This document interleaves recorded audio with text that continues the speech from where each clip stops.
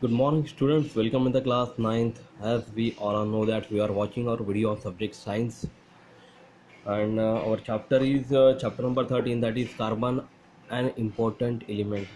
Carbon जो कि एक इम्पॉर्टेंट एलिमेंट है, उसके बारे में हमने पिछले वीडियो में चर्चा की हुई है। कार्बन जो है उसका सिंबल हमने देखा हुआ था। सिंबल ऑफ कार्बन इसकी एटॉमिक नंबर इसका 6 होता है, एटॉमिक मास जो होता है 12 होता है, और इलेक्ट्रॉनिक कॉन्फ़िगरेशन है 2 4, वैलेंस ये 4, और नॉन मेटेलिक ये एक एलिमेंट है। मेटेलिक एलिमेंट नहीं है। ये कौन सा एलिमेंट है? नॉन मेटेलिक एलिमेंट है, तो इसको हम लोग अधातु भी कहते हैं। तो सिंबल ऑफ कार्बन और एटॉमिक नंबर से ये थोड़ी सी जानकारी हमें प्राप्त हुई है कि इन सब का उपयोग आपको आगे आने वाली कक्षा 10वीं में होने वाला है, और कक्षा 10वीं में आप हर एक एलिमेंट को बहुत अच्छे से जानेंगे। उसके साथ एलिमेंट का एटॉमिक नंबर क्या है, एलिमेंट का एटॉमिक मास क्या होता है, और उसका इलेक्ट्रॉनिक कॉन्फ़िगरेशन क्या बनता है, उसकी वैलेंसी क्या बनती है, ये सब चीज़ें आपको कक्षा 10वीं में आने वाली है। परंतु कक्षा 9वीं में ही इसके पूर्व वीडियोस में मैंने हर एक एलिमेंट का इलेक्ट्रॉनिक कॉन्फ़िगरेशन आपको बताया है, दिखाया है, उसकी वैलेंसी क्या होती है ये भी दिखाया है, और ये वैलेंसी किस तरह से ज्ञात कर सकते हैं ये भी मैंने आपको बताया है। तो इसके पूर्व वीडियोस आप लोग अच्छे से देखिए, उससे आप लोग को आराम से समझ में आ जाएगा कि बहुत सारे एलिमेंट्स हमारे आसपास पाए जाते हैं और उनके कुछ ना कुछ सिंबल्स होते हैं। जैसे कि मैं आप लोग को कुछ एलिमेंट्स और सिंबल्स के बारे में यहाँ पे जानकारी बताना चाहता हूँ। ये देखिए, हमने इस पार्ट की शुरुआत यहाँ पे की है। हमारे पार्ट का नाम हमने लिखा है कार्बन एन इम्पॉर्टेंट एलिमेंट। ये नाम लिखने के बाद यहाँ पे मैंने कुछ एलिमेंट्स लिखे बेटा, और एलिमेंट के सामने उनके सिंबल्स लिखे हुए हैं। एक एक करके मैं हर एक एलिमेंट आप लोग को इसलिए पढ़ के बताना चाहता हूँ क्योंकि ये एलिमेंट्स आप लोग अपनी कॉपी में लिख कर रखें, और इन एलिमेंट के सिंबल आपको मुंह ज़बानी याद रहे। क्यों? क्योंकि अगले साल यानी कक्षा 10वीं में, कक्षा 9वीं में तो काम आने वाले हैं, लेकिन अगली कक्षा 10वीं में भी इसका उपयोग आपको होने वाला है। जैसे फर्स्ट एलिमेंट आपको यहाँ पे दिया गया है एल्यूमिनियम। एल्यूमिनियम का सिंबल है Al। फॉस्फोरस का सिंबल है बेटा कैपिटल P। क्लोरीन का सिंबल है कैपिटल Cl यानी Cl। कार्बन का सिंबल है कैपिटल C। आयोडीन का सिंबल है I। सोडियम का सिंबल है Na। पोटेशियम का सिंबल है K। बोरॉन का सिंबल है B। कैल्शियम का सिंबल है Ca। कॉपर का सिंबल है Cu। नाइट्रोजन का सिंबल है N। आयरन का सिंबल है Fe। कोबाल्ट का सिंबल है CO। निकेल का सिंबल है Ni। बेरिलियम का सिंबल है Be। हीलियम का सिंबल है He। नियॉन का सिंबल है Ne।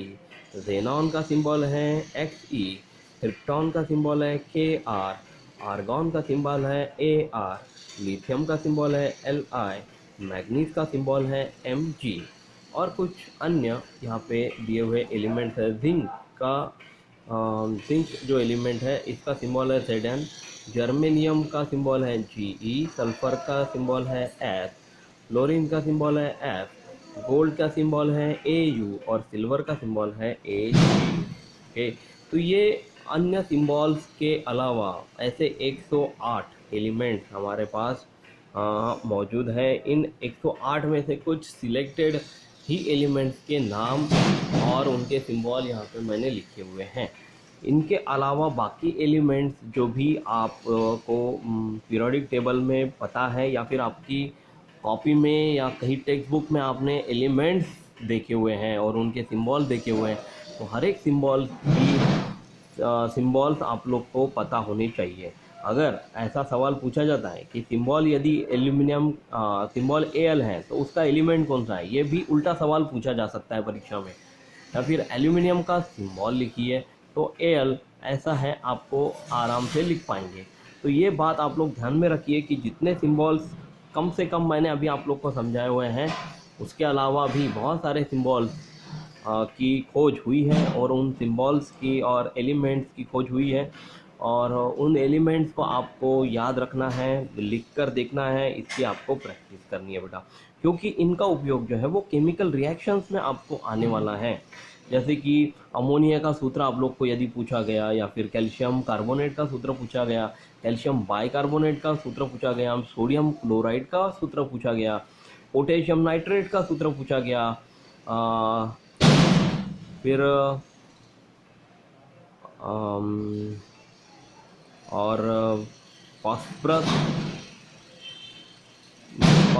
नाइट्रेट का सूत्र आपको पूछा गया, या फिर एल्यूमिनियम क्लोराइड का सूत्र आपको पूछा गया।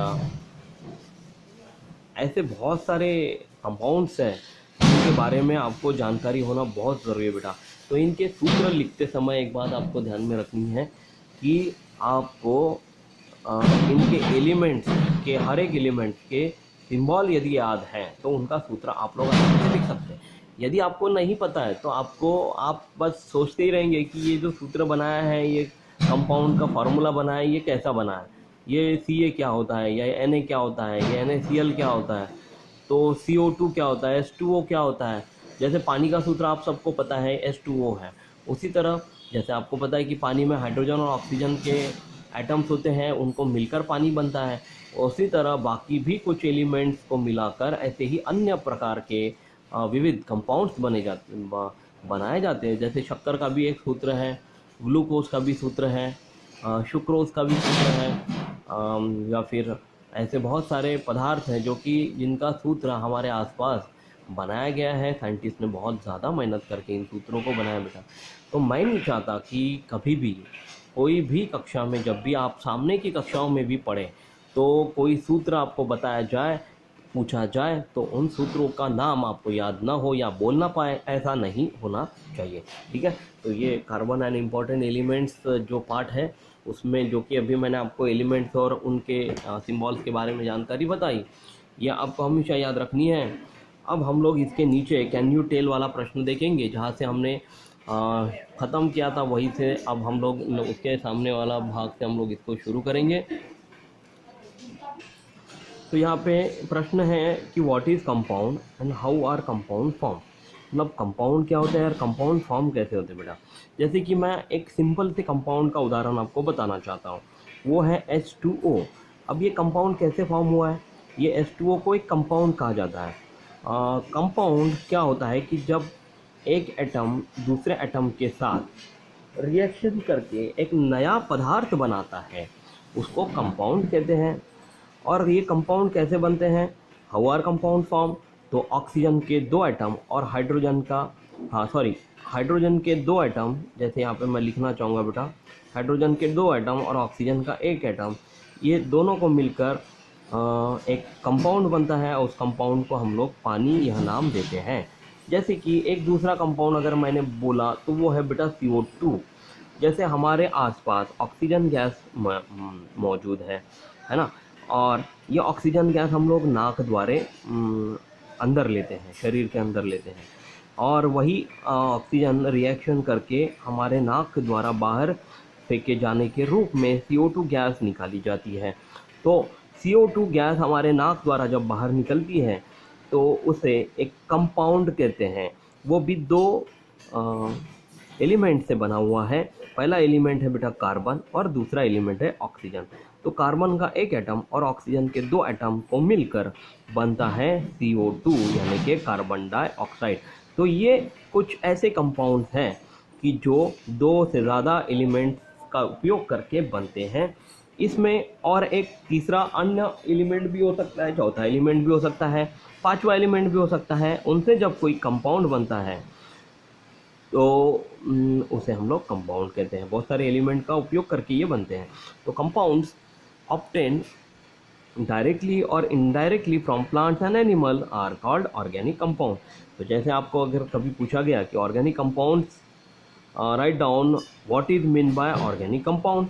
ऑर्गेनिक कंपाउंड्स को क्या कहते हैं, तो ऑर्गेनिक कंपाउंड्स वो होते हैं जो कि प्लांट्स और एनिमल से डायरेक्टली या इनडायरेक्टली प्राप्त होते हैं, उनको हम लोग ऑर्गेनिक कंपाउंड कहेंगे।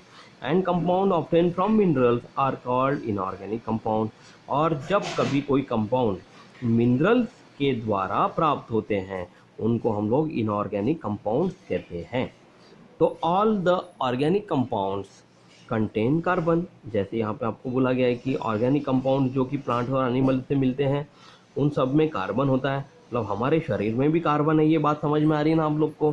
तभी तो हमारे शरीर से ऑक्सीजन को मिलकर एक कार्बन डाइऑक्साइड गैस बनती है, वो भी एक कंपाउंड के रूप में हमारे नाक द्वारा बाहर निकलती है।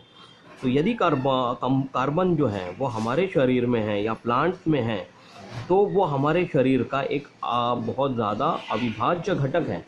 जैसे कि carbon is the main element even in cellular DNA. DNA मतलब देखिए बेटा, डीएनए का नाम आप लोगों ने बहुत बार सुना होगा। ऐसे कभी कोई सीरियल में या फिर कोई टीवी शो में डीएनए का नाम लिया जाता है। आप लोगों को डीएनए का नाम कभी लैब में भी आपने सुना होगा कि किसी पर्टिकुलर व्यक्ति का डीएनए लेकर हम लोग चेक कर सकते हैं कि क्या यह व्यक्ति वही है या नहीं। जैसे कि क्राइम ब्रांचेस में किसी चोर को पकड़ने के लिए उसके डीएनए का उपयोग किया जाता है, और डीएनए हमारे बाल के सेल्स में भी होता है या फिर हमारे खून के सेल्स में भी पाया जाता है। यदि बाल और खून के कुछ सैंपल्स अगर लेकर उसका डीएनए निकाला जाए तो जहाँ पर खून हुआ है उसके डीएनए से मैच कर ये चेक किया जा सकता है, या मर्डर हुआ है वहाँ पर वो चेक किया जा सकता है कि सच्ची में यह व्यक्ति खून करने वाला यह व्यक्ति वही है या नहीं। अगर डीएनए मैच नहीं होता तो वह व्यक्ति निर्दोष साबित हो सकता है। ठीक है, मतलब यदि किसी पेरेंट्स को अपने बच्चे को जानना है कि, या फिर किसी बच्चे को पेरेंट्स के बारे में भी जानकारी प्राप्त करनी है क्या सच्ची में ऐसी कभी होता है कि कभी पेरेंट्स को मान लीजिए कि कभी कोई बच्चा गुम हो गया और दो बच्चों में कन्फ्यूजन है, तो उसको ज्ञात करने के लिए उन दोनों बच्चों का डीएनए मैच करना पड़ेगा पेरेंट्स के साथ, तो आसानी से यह बात साबित हो सकती है कि क्या सच्ची में वह व्यक्ति किस बच्चे का पिता है। ठीक है, क्योंकि उसके डीएनए सेल्स और उस बच्चे के डीएनए सेल्स एक दूसरे से मैच होते हैं और तुरंत यह ज्ञात किया जा सकता है कि यह बच्चा उन्हीं का है या नहीं। तो ये जो डीएनए जो भाग है ये ज़्यादातर आप लोग साइंस 2 में देखते हैं, परंतु ये साइंस 1 में इसलिए आया हुआ है क्योंकि डीएनए में कार्बन के कंपाउंड्स पाए जाते हैं, कार्बन के एलिमेंट्स पाए जाते हैं, और उसी के वजह से उसी को ध्यान में रखते हुए डीएनए और आरएनए जो होता है वो हमारे शरीर में पाया जाता है। अब देखिए बेटा, डीएनए और आरएनए जो होते हैं ये दोनों आपके हेरेडिटरी कैरेक्टरिस्टिक्स में होते हैं और ये एक जनरेशन से दूसरे जनरेशन में ट्रांसफ़र होते बेटा। जैसे मान लीजिए कि आपके जो दादाजी थे या परदादा थे, तो परदादा से उनके हेरेडिटरी मतलब अनुवांशिक गुण उनके लड़के में आए, मतलब आपके दादा में आए, उनके कुछ गुण आपके पिताजी में आए, यानी कि आपके दादाजी से आपके पिताजी में वो ट्रांसफ़र हुए, और आपके पिताजी से आपके अंदर वो गुण आए हुए हैं जो कि उनके डीएनए और आरएनए से मैच होते हैं। मतलब हर एक जनरेशन में आपके दादाजी के साथ परदादा के साथ आपके डीएनए और आरएनए मैच करेंगे। मतलब ये एक जनरेशन से दूसरे जनरेशन तक हमेशा ट्रांसफ़र होने का काम करते हैं। इसी के लिए ये डीएनए और आरएनए बहुत ज़्यादा इम्पोर्टेंट है बेटा, जिसका संपूर्ण महत्वपूर्ण कैरेक्टर यदि कौन सा हो तो वो होता है कार्बन। ठीक है, अब आपको अगले पेज पर हम लोग लेकर चलते हैं। अगले पेज पर यहाँ पर एक जानकारी दी है बेटा एक साइंटिस्ट के बारे में। ये है हमारे scientist Wohler. A German chemist Wohler synthesize an organic compound urea from an inorganic compound ammonium cyanide. Cyanide का नाम सुना होगा आप लोगों ने, बहुत ज़्यादा गंभीर स्वरूप का एक पॉइज़न होता है जिसके खाते ही आदमी विद इन अ सेकंड ऊपर चला जाता है। ठीक है, तो ये साइनाइड बनाने वाले बहुत बड़े केमिस्ट थे जिनका नाम था बेटा वोल्लर, जिन्होंने ऑर्गेनिक कंपाउंड प्राप्त किए इनऑर्गेनिक कंपाउंड से। जैसे ऑर्गेनिक कंपाउंड है यूरिया। यूरिया आपको पता होगा खेती में उपयोग में लाया जाता है पेस्टिसाइड्स के रूप में, या फिर इससे यूरिया से पौधों की जो ग्रोथ होती है वो ज़्यादा अच्छे से जल्दी बढ़ना चालू हो जाता है बेटा। तो ever since then many organic compound have been made from inorganic compound, मतलब जैसे वोलर ने यूरिया प्राप्त किया इनऑर्गेनिक कंपाउंड से, यूरिया जो कि एक ऑर्गेनिक कंपाउंड है, उसी तरह बहुत सारे ऑर्गेनिक कंपाउंड्स इनऑर्गेनिक कंपाउंड से प्राप्त किए जा सकते हैं। तो इनमें सबसे इम्पोर्टेंट घटक था carbon. Carbon was found to be the main element in all this compound. So hence organic chemistry is also referred to as a chemistry of carbon compound। तो अगर आप लोगों ने कभी इन फ्यूचर ऑर्गेनिक केमिस्ट्री का नाम सुना तो वो एक केमिस्ट्री का कार्बन कंपाउंड का एक नाम इसको हम लोग कहेंगे बेटा। अब देखिए ये केमिस्ट्री, ये नाम आपने पहली बार सुना होगा, जिसको हम लोग हिंदी में रसायन शास्त्र कहते हैं। अब ये केमिस्ट्री, बायोलॉजी, फिजिक्स, ये क्या होता है? तो जैसे आप लोग कक्षा 11वीं या 12वीं में साइंस स्ट्रीम में पढ़ने जाएंगे तो आपको केमिस्ट्री में ऑर्गेनिक और इनऑर्गेनिक केमिस्ट्री पढ़ने के लिए मिलेगी। ये दोनों केमिस्ट्री का ही प्रकार है जिसमें कार्बन कंपाउंड का सबसे ज़्यादा उपयोग किया जाता है। तो कक्षा 10वीं में तो साइंस 1 साइंस 2 ही आप लोग देखेंगे, परंतु इसके बाद मान लीजिए कि 11वीं 12वीं होने के बाद आप एमएससी या बीएससी कर रहे हैं तो उसमें भी आप ये केमिस्ट्री का उपयोग कर सकते हैं। बीएससी में केमिस्ट्री ये सब्जेक्ट होता है, इसमें तब आप ऑर्गेनिक और इनऑर्गेनिक केमिस्ट्री के अलावा फिजिकल केमिस्ट्री भी एक और सब्जेक्ट के नाम से पढ़ेंगे। ठीक है, तो फिलहाल हम लोग ऑर्गेनिक केमिस्ट्री की बात करते हैं। ऑर्गेनिक केमिस्ट्री में कार्बन कंपाउंड बहुत इंपॉर्टेंट पार्ट होता है। जैसे यहाँ पे अमोनियम कार्बन नाइट्रेट करके एक एलिमेंट आपको दिया गया है, इसको अगर हीट दी गई तो यहाँ पे एक नया एलिमेंट एक कंपाउंड दिया गया है। ये कंपाउंड को हीट अगर किया जाए तो एक नया कंपाउंड आपको यहाँ पे मिलता है, वो है NH2CONH2 अमोनियम कार्बोनेट अमोनेट। ठीक है, ऐसा एक नया कंपाउंड आपको यहाँ पे प्राप्त होगा। तो इस तरह से बहुत अलग अलग कंपाउंड से दूसरे कंपाउंड भी प्राप्त किए जा सकते हैं। तो अब हम लोग इसके सामने का बात पढ़ते बेटा। ऑकरेंस ऑफ कार्बन आपको यहाँ पे बताया गया है। ऑकरेंस ऑफ कार्बन में आपको बोला गया है कि the name carbon is derived from the Latin word carbo meaning coal. मतलब ये जो कार्बन, ये जो नाम है वो एक लैटिन शब्द कार्बो से बनाया गया है। और कार्बो का मतलब लैटिन में होता है बेटा कोल, और कोल यानी मतलब होता है कोयला।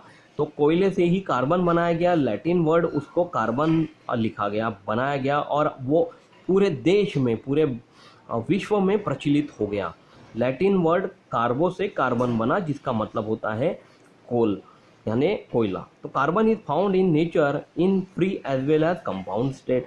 जैसे कि कार्बन हमारे आसपास फ्री स्टेट में प्राप्त होता है, वैसे ही कंपाउंड स्टेट में भी प्राप्त होता है। फ्री स्टेट में मतलब अकेला कार्बन एलिमेंट आपको प्राप्त होगा, या फिर कंपाउंड स्टेट में मतलब वो किसी और एलिमेंट के साथ मिश्रित होकर कंपाउंड स्टेट में भी आपको कार्बन प्राप्त होता है।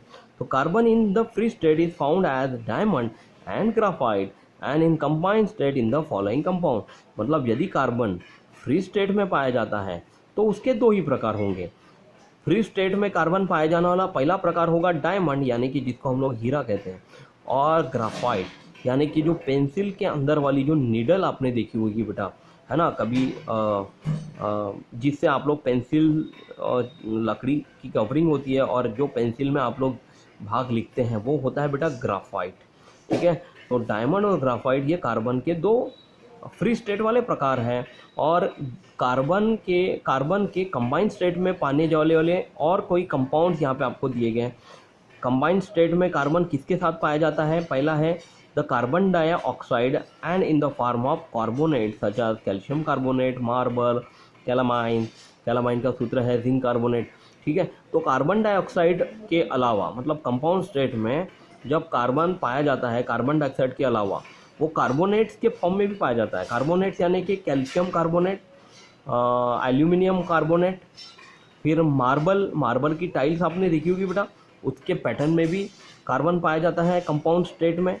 और कैलामीन करके एक कंपाउंड है, उसमें भी कार्बन पाया जाता है। दूसरा है कार्बन फॉसिल फ्यूल में भी पाया जाता है। फॉसिल फ्यूल यानी कि कौन सा है, कोल है, पेट्रोलियम नेचुरल गैस है। कोयले में, पेट्रोलियम गैसेस में, नेचुरल गैसेस में भी फॉसिल फ्यूल के रूप में कार्बन पाया जाता है। ये 3 प्रकार जो है वो फॉसिल फ्यूल है, जो कि नष्ट होने वाले कुछ फ्यूल है, जो कुछ सालों बाद अपने आप ख़त्म हो जाएंगे, जिनको रिक्रिएट नहीं किया जा सकता बेटा, उनको हम लोग फॉसिल फ्यूल कहते हैं। फिर तीसरा है कार्बोनेसियस न्यूट्रिएंट, यानी कि कार्बन और कि कौन से तत्व के साथ पाया जाता है, कौन से कंपाउंड में पाया जाता है, कार्बोहाइड्रेट्स में पाया जाता है, प्रोटीन्स में पाया जाता है, फैट्स में पाया जाता है। आपको पता है कार्बोहाइड्रेट्स यानी कि रोटी खाने से आपको कार्बोहाइड्रेट्स मिलते हैं, उसमें भी कार्बन के तत्व हैं।